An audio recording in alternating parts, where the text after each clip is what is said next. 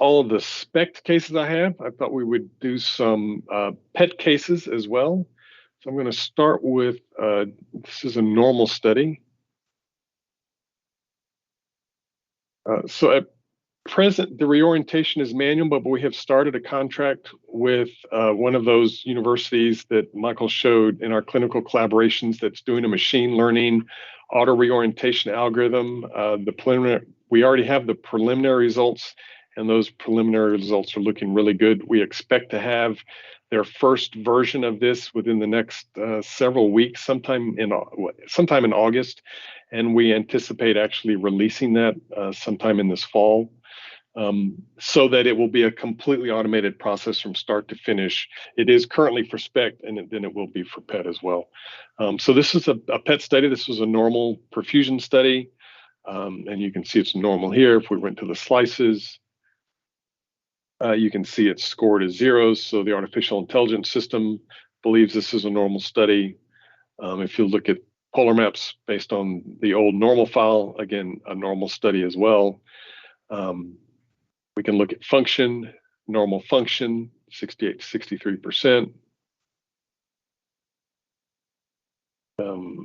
We also have flow, obviously, so we can see flow. So we can look at flow several different ways. We default to showing by coronary territory. And so you can see the three territories, LAD, LCX, and RCA. Everything's above 2. It's a very normal flow study. Resting flow looks good. And then the myocardial flow reserve looks good. I'll draw your attention to this table in the bottom where we also add the global numbers. There are a lot of sites who like to look at just the global numbers, and so they're here in the table as well as the territory values.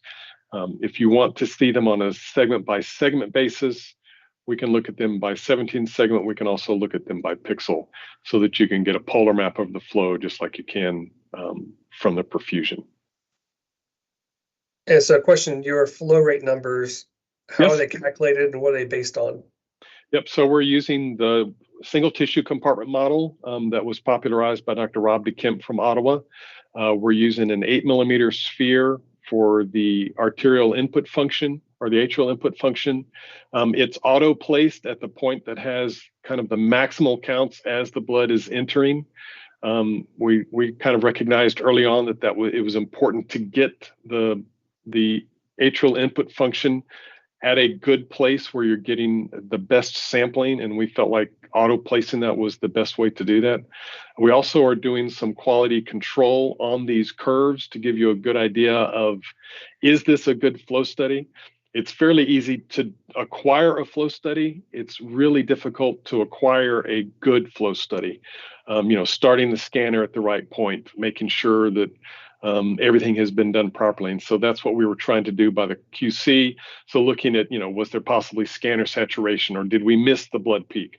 Or is the blood peak width wider than we expect? Is there a flat curve at the end that would indicate there may or may not have been motion? Is there gradual or abrupt motion? How was the fitting?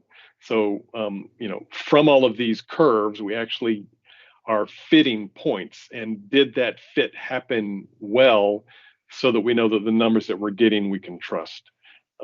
And so again, that's all from this table here at the bottom. We're using an 8mm sphere. There are other, I think, packages that are using cylinders instead. And if you would like to do that, that's an easy fix. I can either change it on the fly. So down here where it says a sphere of 8mm, I'll change that to a cylinder. We'll go back. And now we're recalculating it as a cylinder. You'll see that the numbers change. That's to be expected because now we're averaging a much larger area for the arterial input function. When we average a much larger area, that average drops a little, and flow is the division of the tissue divided by the sum of the atrial or the blood input curve. And so since that average is smaller, we're dividing by a smaller number that causes the flow values to get a little higher. So we had an abstract that's the Society of Nuclear Medicine meeting comparing our flow numbers to 4DM, and they were, I think the correlation was somewhere in the high 0.9s, 0.94 to 0.96 using the cylinder. So it compares very well with other applications. The other thing I would mention to you is that I don't think anybody else is doing this. There's an extra row in this table that's labeled RFR. That's the relative flow reserve. There have been several papers out of both Europe and South Korea, and then our group at Emory, looking at relative flow reserve, which is a surrogate for FFR as measured by a flow pressure wire in the cath lab. It's not a perfect correlation. The papers that have been published are showing correlations in the 0.76 range, which is good. It's not perfect, but it's better than anything else that we have currently non-invasively that seems to match what's going on in the cath lab from FFR. And so you can see that it calculated those FFR numbers here, or the RFR numbers, and put those in the table here. We can also correct for rate pressure product. We know that there are patients that get on the table and even at rest, they are freaked out and stressed out because they're having a scan. And so that can be calculated and changed as well. We have motion correction. So if there had been motion, we could correct that. You can look at both a movie of how the bolus comes into the heart and then into the tissue here on this screen, or we can get blown up versions on the screen where we could do motion correction. So this was a normal study, pretty typical normal study. I had a couple of others, so I wanted to pull up this one first.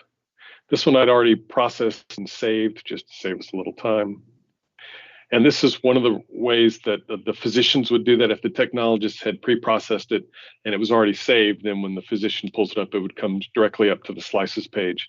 So there's a couple of things you can see. It's a pretty large ventricle to begin with, pretty low ejection fractions. But when I go to flow, we'll see that it has flagged the blood peak width as yellow. It's not saying it's bad. It's just saying that there's some caution, and we can see that the blood peak width is a little wide. Now, in this case, this was probably the sixth or seventh week of the generator, probably just days away from being replaced. And as generators age, they have to inject over a larger period of time in order to get the same dose into the patient. And as they do that, these blood peak widths tend to get wider. So this one's it's not flagging it as bad, it's just flagging it as to be cautioned and something to look at. And you can also notice that since we flagged it here on the QC page or on the QC table, it also flagged those numbers with that same yellow coloring.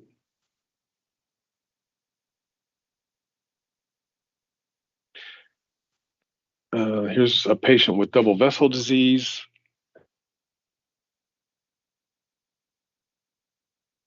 And you can see perfusion-wise, there's a mild defect in the inferior wall in particular, not so much in the septal wall, maybe a little bit at the base, it's hard to tell. But when we go to flow, we can see that both the inferior wall and the lateral wall are very reduced in flow uptake. The anterior wall is slightly reduced, the LAD territory. It's between 1.5 and 2.0, which is kind of that gray area, but the inferior wall and the lateral wall are both very reduced. So again, just what it might look like, and we're beginning to see some of that from the polar maps as well, a reversible defect in the inferior wall, kind of a fixed defect in the LCX. And so here we have a nice correlation between what's going on with flow and what we're seeing from the perfusion study.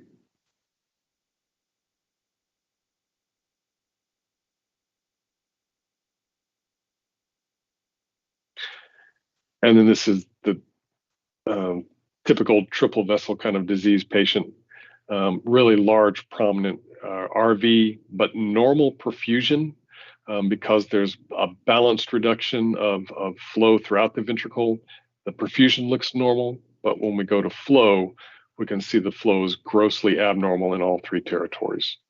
And so this is, your typical triple vessel disease patient. The ejection fractions even look fairly normal, which is interesting. But yes. No, that's what I was going to look at, because I was looking for the ejection fraction for the PET studies. So here it is. Yes. Thank you. So we do the ejection fraction for PET as well. And you can display the borders just to make sure that it processed everything properly. You can change the zoom if you'd like to see them a little larger. That's not the best for this particular patient. We can also swap the color, change the color tables. I think I failed to mention that earlier. There are some who like to read in black and white.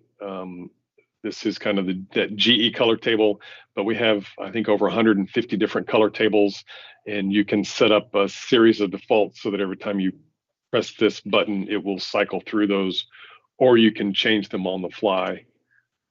So let's see.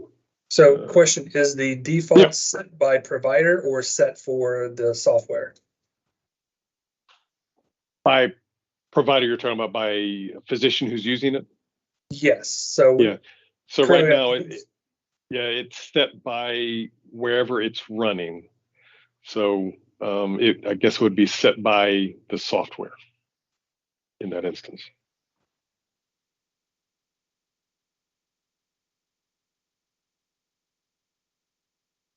David, you want to show on the slices page, you can show all the motion on the edges also. Oh, absolutely. Sure. So like we can make the slices page beat here so that you can see all of the slices, and we can show the border so that you can see how that's actually doing. So all that can be done directly from this page, and the ejection fractions are calculated and stored here on the left in this kind of table. But you can, by going to the function page, you can get a more blown up view of those ejection fraction numbers.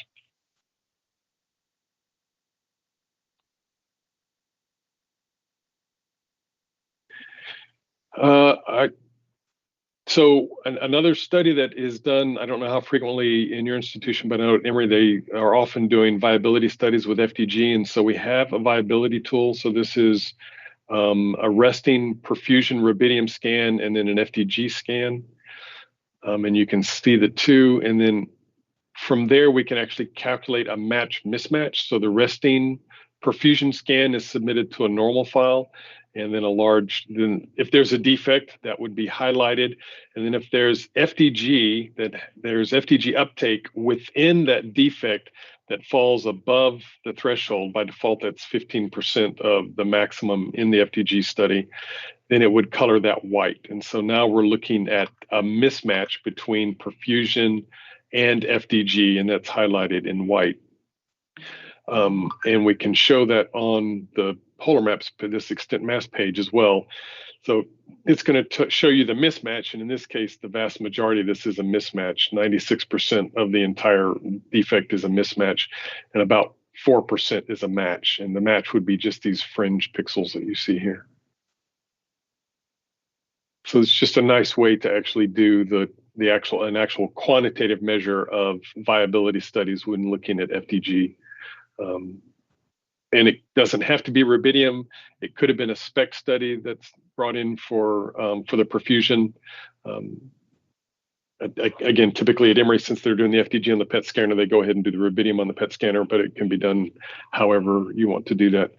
And I think one of the other things I failed to mention is that there are a lot of normal files, 20 something, I think 25 or so different normal files to choose from, different cameras, different reconstruction parameters and things. So we have a lot of normal files as well. I don't know if you do any ad review studies, but we have ad review tools. I thought I would at least mention that. And we have two ways to do this. The first is the typical method of doing quantification like we do with all of the other tracers, be that SPECT or PET, where there is an actual normal file. But in this case, it's kind of flipped from the REST perfusion FDG.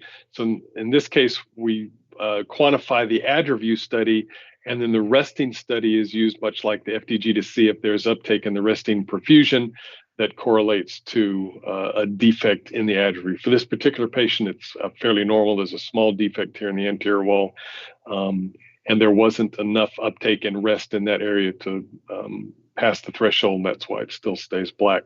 So that's one method of doing the ad review quantification, but we also can reconstruct the actual ad review planar projections and then do a heart to mediastinum ratio. So based on the SPEC study.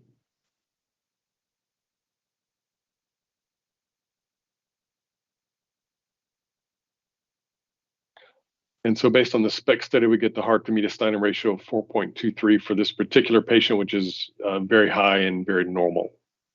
it starts to get abnormal around the 2.5 or less range. And so you can see for this particular patient, it's very normal. So again, just another tool in the toolbox is ad review. I think on your sheet was PYP, and I don't know what the other manufacturers are doing, but we came out with a tool for quantifying PYP. This happens to be all 1 hour studies. I think ASNIC has since come out and said that for PYP, they should be done at 3 hours, but we can do both. You can look at them at 1 hour or 3 hours. Again, this is a 1 hour study. Back when it all happened and we created this tool, everybody was talking about the heart to contralateral lung ratio, and anything greater than 1.5 was considered abnormal. And so we thought it would be helpful if there was a tool that did that heart to contralateral lung ratio for you.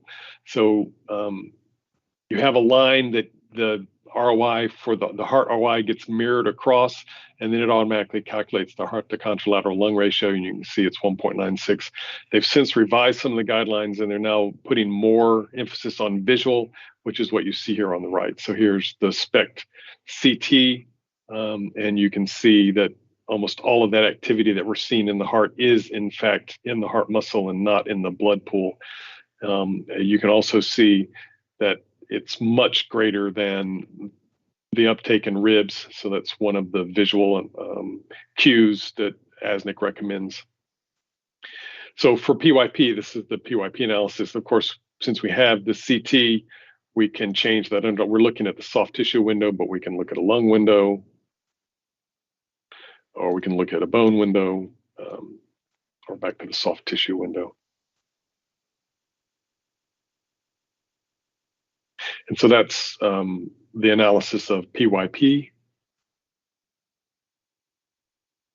We also do calcium scoring. That was also on the list. So this is the typical calcium scoring image where you would go through and score everything you saw on the RCA.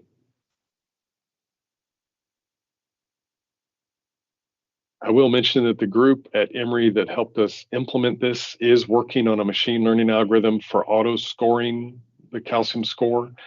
And so we have been in talks with them about what would it take to incorporate that and get that as part of the Emory Cardiac Toolbox as well. So I have LAD down here. You can see this patient has a lot of calcium.